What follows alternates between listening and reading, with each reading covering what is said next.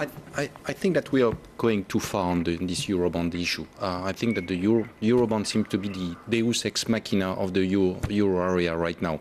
Yes, it will help. Fiscal integration would help. But look at Ireland. Ireland is doing... Some say it's too late, that we should already be focusing on recapitalizing the banks. Maybe. So Germany is telling us, well, we do not want the Eurobond, but we want to help the euro area in a different way. Well, let's go ahead with this. And as I was saying, Ireland is showing us that without Eurobond, you can resume growth, you can have more exports. This is extremely positive. Let's look at this positive example and not only at Greece and the failing of the Greek government to go ahead with the adjustment measures so far. Mathilde, do you put Ireland in the same basket as Greece, Portugal, and perhaps Spain and Italy? Yes, because they are contingent risks. I don't know, we don't know which could be the channels of contagions, but there is a risk anyway because the financial markets are unpredictable. But I fully agree with him when he speaks about a mix of options. Actually, the first thing that the EU has to do is to implement the 21st July package. Which is what the Germans are voting on Thursday. Yeah, exactly. And to put in place the European Stability Mechanism as soon as possible. It's foreseen in 2013, but it's too late, actually. We need it before the end of the year. And the Eurobonds would be very interesting also. And the EU can underwrite EU bonds with very strict guarantee, because what does the German court want? Guarantee, democratic guarantee. And we can underwrite Eurobonds in the framework of a strengthened stability pact and under strict scrutiny of the European Commission. And we also need actually the involvement of private sector and think of recapitalizing the banks as well, and perhaps of international interventions as well. Japan, US can ensure us that they will support the EU in a way. Let's pick up on that private sector point. The Greek Prime Minister at that business leaders conference in Berlin said the same one that we heard Angela Merkel speaking at, said, yes, we borrowed money we shouldn't have, but hey, who lent it to us? More Greek or Irish or Portuguese or Italian fiscal discipline alone won't end this ongoing crisis, because the sovereign debt crisis has underlined the competitiveness differences between the Eurozone economies. Our differences in economic performance were either hidden in the past, and in the past this allowed us to borrow rather than to become competitive. But today these differences have become a liability and make the cost of borrowing heavily unequal between countries. Marcus Ferber, what do you think? Do you agree with George Papandreou? I think it makes it a little bit too easy. I think if we compare Greece with Portugal or Ireland, we have special problems in Greece. So in Portugal and Ireland, we have functioning states, we have functioning governments, we have functioning fiscal administration. All those things we don't find in Greece. And sometimes I have the feeling we are in a state-building process if we speak about Greece. And you can't save or safeguard a country where you have to introduce, firstly, proper institutions which are working properly and are producing what they have to produce in the various areas of politics. And therefore, I think Papandreou is not in the right manner saying that this is something which can be solved easily. In Greece, we need reforms in administration, in education, in a lot of areas. And as well, we have to introduce some areas of growth, and I think that is a European responsibility. But only making bailouts or protecting umbrellas is not the solution if Greece is not reforming itself to a country as a country should be in the 21st century. But Marcus Ferber, we heard the complaints of Eoin O'Brien of Sinn Féin in part one. The point a lot of people are making is that shouldn't we be looking at the bank's responsibility in all of this, that we're looking too much, that it's too easy politically to just blame it all on the feckless Greeks? Yeah, but it's very interesting to hear from Ireland something about the banking sector, as Ireland was safeguarding banks in an amount Ireland can't afford. And that was the reason Ireland had problems. Of course, we have to introduce rules for the financial markets. Of course, we have to introduce rules for the banking sector. But then I would appreciate if Ireland and the Council would support the ideas of the European Parliament in short selling, in uncovered CDS, for example. We speak about derivatives. We speak about the marketplace infrastructure regulation in a few months. We spoke already about the structure of surveillance, where Ireland was not in the first row supporting the European Parliament, and therefore I think Mr. O'Brien can improve a lot of ideas in Ireland, and then he can come back to such kind of discussions. Franziska, Brantner, let me ask you the question. When it comes to the banks, we heard a moment ago Mathilde Bouye mentioning that the bank's participation under the current EU plan is voluntary. Do you think that that the EU is being too nice to the banks? You know, we as the Greens believe that, yes, we have been too nice to the banks, that they need to participate more. And as Marcus Ferber just said, we think, you know, especially regulation should be tougher so that we don't get into the same troubles again and again. And that's where we're also lacking. And we're calculating actually the participation, you know, in the rescue package. And we find it much lower than what governments have been telling us about. So we think, yes, there needs to be more participation also in order to legitimate it more in the eyes of our own citizens, which will be a difficult task to do.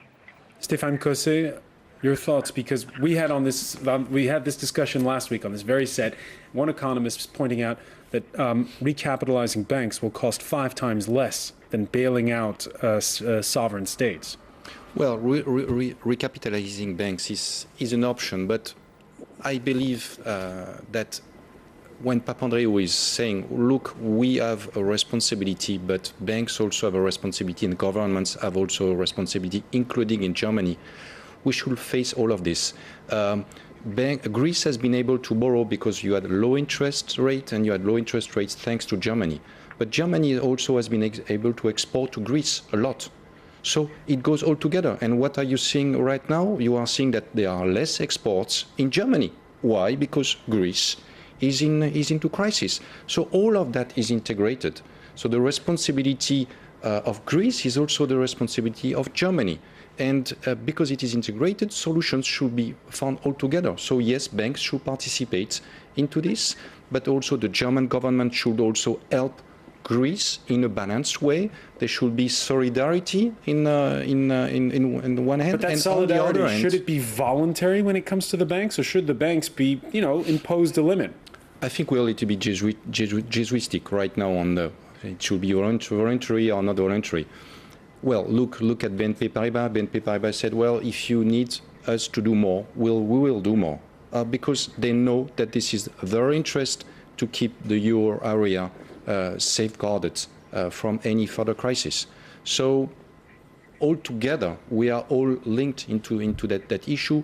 And so voluntary or not, I don't think this is the main issue. The main issue is to go as fast as possible to avoid further contagion. Mathilde Bouye, do you agree? But actually, as long as there is a risk of bailout, the banks have interest to participate in this package voluntarily. But we have to think of stronger measures, because anyway, this bailout won't be sufficient. The IMF was very optimistic with the first bailout last year, and we have seen what happens actually. Rating agencies continuously increased. So did the banks not do enough? And Greece as well. It's shared responsibility. But the result is that the markets weren't reassured enough. So we have to play on several fields and to propose a combined proposal. Combined package. We asked on the France24 debate Facebook page, what would you do if you were Angela Merkel? Let me just read to you a couple of the responses, and a lot of them have to do with banks. Andrew wrote, allow Greece to default and bail out the German banks who gave money to Greece. They may get some of their money back that way. I wonder if the French banks would be bailed out by their government, he asked. While Bill from Koala, Poland says the U.S. did this trick. Too big to fail, but the bankers won, not the taxpayers. No more banker bailouts.